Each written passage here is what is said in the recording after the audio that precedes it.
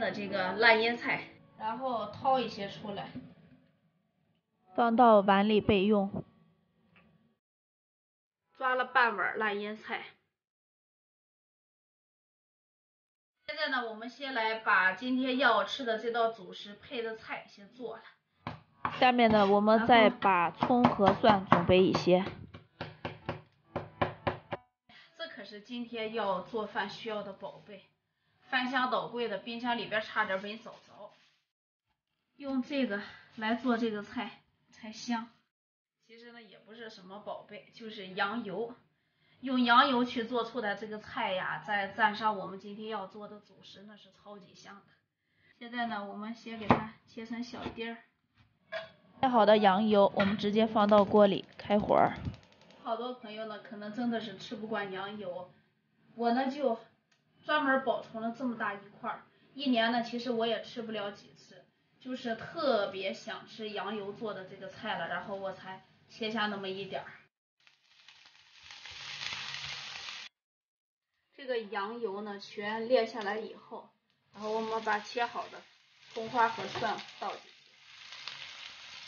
再多放上一些辣椒，然后再来上一勺花椒，一定要把调料煸出香味儿。然后倒水，然后呢再倒入我们放好的这个烂腌菜，少来上一点老抽。羊油做菜呢，估计有好多人也是吃过的。这个羊油是超级提味的。今天这个羊油做的菜呀，真的是特别好闻。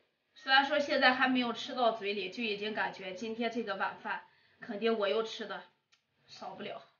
这个锅开了以后呢，我们先让它把这个烂腌菜烩上一会儿，然后呢，我们把这个土豆丝儿给它掏一下，放到锅里。用铲子把土豆丝儿按压下去。今天这个土豆丝儿呢，含淀粉量比较高，所以说一会儿就好。这个菜呢已经做好了，出锅之前撒上一些鸡粉，然后再来点花椒，拌一下。那么我们这个菜就可以出锅了。做这个菜呢，就是要汤稍微多一些。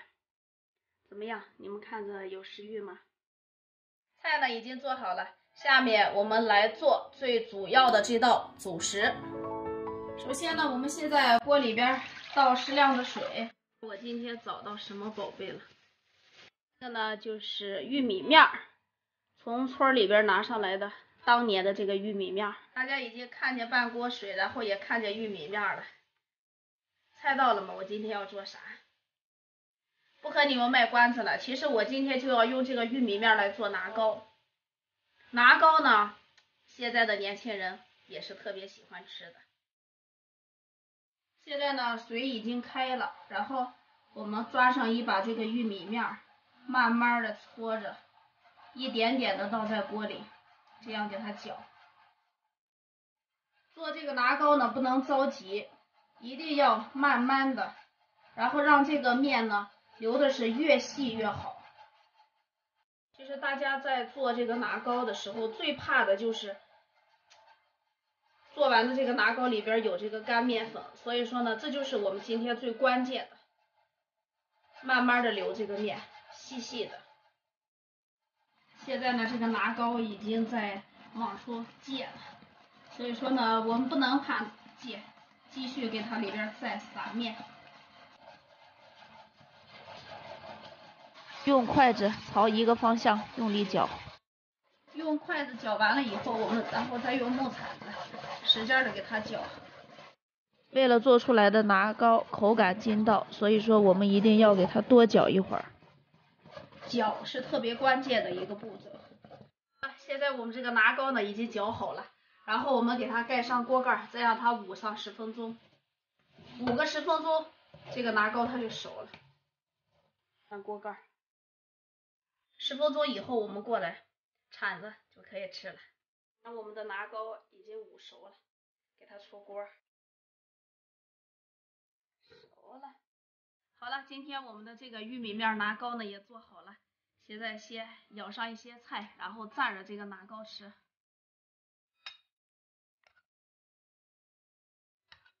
这个呢就是要多一些汤，然后再加上一块拿糕。开吃。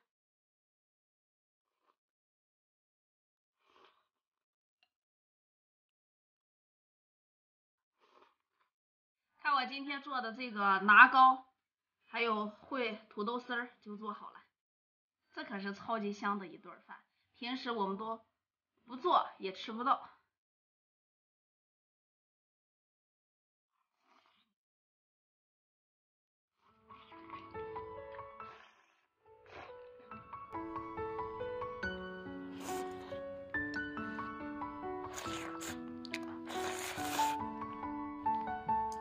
大家有吃过拿糕吗？今天呢，我是用羊油烩的这个土豆丝儿来就着拿糕吃的。也有好多朋友呢，就是特别喜欢用凉菜蘸着吃。其实用凉菜蘸着吃也好吃，因为这个拿糕做好以后，它的温度特别高，所以说我们必须得给它晾一会儿。吃的时候尤其要注意，慢一点，晾的差不多了再吃，不能着急。其实像拿糕这种饭呢，有好多地方也都是做的，只不过是每个地方的叫法不一样，还有就是吃法也稍稍要有区别。我听过的拿糕呢，就是有这个玉米面拿糕，还有这个油面拿糕，而且这两种呢，也是我周边好多人经常去吃的东西。但现在呢，这个饭已经成了特别稀罕的一道饭，大家平时想吃，有的是懒得做，所以说偶尔大家想吃粗粮了，可以在家里边自己动手做上一顿。今天呢，我用羊油做的这个菜真的超级好吃，尤其是就着拿糕，比较适合我的口味吧。至于大家爱吃什么样口味的，大家自己去调节。好了，今天的视频就分享到这儿了，拜拜。